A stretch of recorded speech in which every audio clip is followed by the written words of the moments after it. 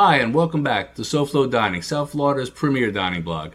I'm Chef Dan. This is Doris with a D. Hi. Hello. Welcome back. Welcome back. In this edition, we're going to talk to you about Tropical Acres. Tropical Acres is an iconic steakhouse in the Fort Lauderdale area. They've been around since 1949. Mm-hmm. Yep. That is correct. They are now in their fourth generation. Yeah. Family owned. They know what they're doing. Absolutely. They started out, I believe, 1949. The two owners had it until 1964. There was a fire. Mm-hmm. And then it changed hands to the current owners. Sam Studiali. Right. 2011, there was another fire.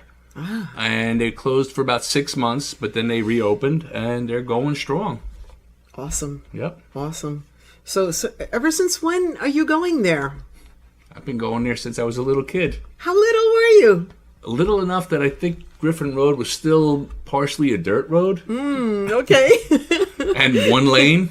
Yes. And very dark. Yes. Ooh. Yeah, yep. That's right. There was no lights on that road. Yeah. So what about the parking? The parking is ample. They have a lot of parking. Mm-hmm. I'm not sure if they do valet parking. I think at one time I remember they did, but I don't know if they do it now. But they have plenty of parking. Mm-hmm. And we already talked about what area they were located in. Right. They're Griffin Road, 2500 Griffin Road. Right. They're basically between the Hard Rock and the airport. Right. If you're familiar with Rustic Inn, they're close to Rustic Inn. Yes. So if you're staying by the airport, it's a great place to go. Absolutely. Absolutely. And your first impression and seating? First impression, class. You feel class. It's old school class. Yeah. They have a real lounge. Yes. Yes, they do. When you walk in, they have a little waiting area there, and you can see the history of the place. They have pictures of, all the history. People who have been there. Yeah, all the people and what it looked like back then. Mm-hmm. So. Mm-hmm. Well, tell us about being seated. I remember we went there. We didn't have reservations. It was a Saturday night. We went it was there raining. On a busy Saturday night. It was raining. We went there at peak time. They told us there'd be a 50-minute wait, which is acceptable because we didn't have reservations. Right. So we opted to go in the lounge. Again, they have a real lounge with tables, chairs. So we got a seat at the bar. We had our drinks, and we had appetizers at the bar. Yeah, Russell took care of us. Yeah, Russell. Yeah. That's right, Russell. That's right. Yeah. And for our appetizers, we ordered the stuffed mushroom caps. Yes. And they're filled with seafood stuffing and then topped with delicate hollandaise sauce. And the hollandaise sauce. Oh, yes. Yeah. And we also had the escargot. The escargot, which was delicious. And the escargot came prepared with a shallot butter sauce. Shallot butter sauce and the garlic baguette. Yes, which you wanted more of. I wanted more of. I wanted to sop up all that butter, but that probably wouldn't be too healthy. And no sooner we were done with those appetizers and our drinks, we were whisked away to our table. Yeah, perfect timing. We were done. I think we paid for our drinks. And Kate came over and got us. And they got us, And we were ready to go. And one thing I noticed when we were entering the main dining room, is that they have a live piano player. Yes, they have a live piano player. Remember when I was a child, they had a live piano player. Yeah. In my opinion, that is the epitome of class. That is class. Yeah. I mean, it's if you read our blog, I describe them as Florida style, old world Florida steakhouse. Right, and they are South Florida's oldest and finest steakhouse. Yeah. And that is what they say on their. Well. That's what I'm going to say. When I say, it's an old school steakhouse, I said it's an old school Florida steakhouse. Right. They are. Right. They wrote the book. Mm-hmm. So, yeah. Absolutely. So we want to talk about menu options? Menu options, okay. There's a lot of good menu options, but everything on the menu is classical. Mm-hmm. You got your steak au poivre, you got your steaks, your chops, all your sauces. You have your hollandaise, your béarnaise, your mornay. You're not getting foof here. No. You're not going to get a cocoa encrusted chimichurri, whatever.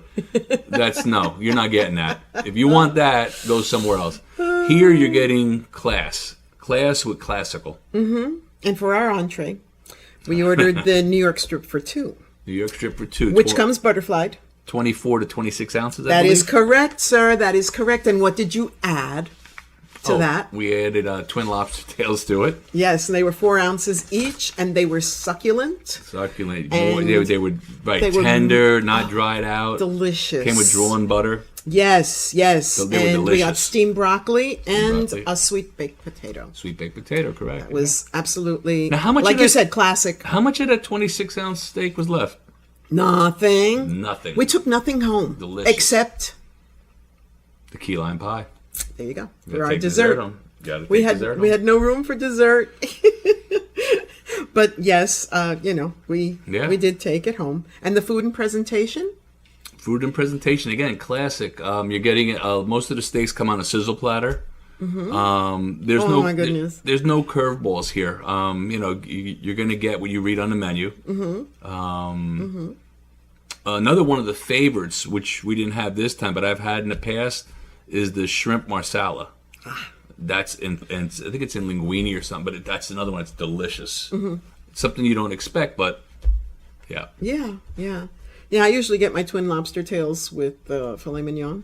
Okay. But I was so glad that we didn't get filet mignon this time. That's New York strip for two was absolutely delicious. What a treat. Now they have I mentioned the lobby where they had all the history. Yes. They have a case there now with steaks in it because during COVID, during the shutdown, they became a butcher shop. Ah, nice. So it was so successful, they continued it. So now you can buy steaks and all right from them, because they have their own place where they get their steaks here, local in Florida. Right. So they get top quality local steaks. Oh my goodness, yes they do. Yep. Yes they do.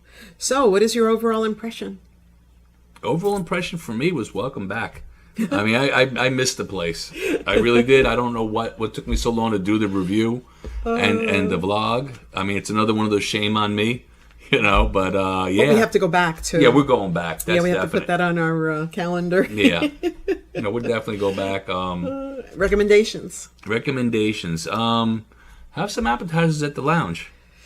It's a very nice atmosphere in the lounge. Really nice atmosphere. Yeah, you could sit at the bar or you could sit at one of the tables. It's really nice. And rarely do I do this, but I'm going to say steaks. Order beef. Yes. They also, I want to backtrack. They also have, I don't know when it is, but they usually have a lobster special. Like a two for something. Yeah. You're right. Yeah. Go to the website, check that out. I don't know when it is. I'm sorry about that, but they usually have this 2 for something lobster tails, which is usually a very good value. They also have a loyalty club card, which I don't have on me, but it's an old school thing. They punch out as you spend, and I think the 13th entree you get for free. Really? Yeah. Wow. Yep. They're so classy. But drinks, Seriously. Drinks, classic. I had an old fashioned. It was perfect. Yeah. Thank you, Russell. People go there for Easter, for Thanksgiving, for Christmas. Right. As a matter of fact, we were there. I believe there was a private party going on. Oh yeah, they have in the back. They have private rooms. They have a lot of functions that go on. Originally, that was a house. Back in 1949, when they bought it, it was a house that they converted to a restaurant. Right. One of the things I got to point out too, if you're expecting white glove, tuxedo service, this is not the place. No. This is not. This is again, this is a classic South Florida steakhouse. You're going to get really good steaks, if not the best steaks that you've had. Very down to earth. Yeah. Yeah. And like I said, no foofy here. No foofy. You're not getting a foam reduction of anything here. So, do you have any recommendations about the cost? But what? The cost? The cost, very reasonable. You could take these steaks, compare them to any of the chains that you wanna, any of the steak chains that you wanna. No one's gonna touch these steaks. Yeah. Nobody's gonna get near these steaks. Take a look at the steaks online. You're gonna take a look at it.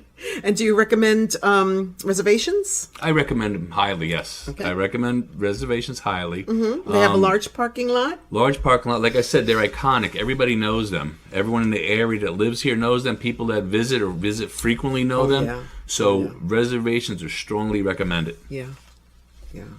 Absolutely. Yeah. So. That's it.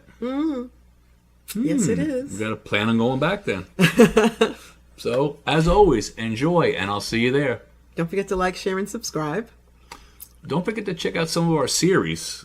We have a lot of series now. We have a breakfast series. We have a Thai food series, a pizza series, our classic pet peeve series, which is like still the biggest hit. And the sandwich series? Did you mention that one? Which one? The sandwich? No, sandwich series we're working on, so it'll probably be out around the time of this. Right. We also have a Cuban Cafe series and a Central American series. Yes, we do. So check us out on YouTube. You can check out all those series, or you can go read our blogs at SoFloDining.com, which also has a link to all of our videos. Right. So, right. Yep. Yeah. So that's it. Thank you. Till then, bye. Bye.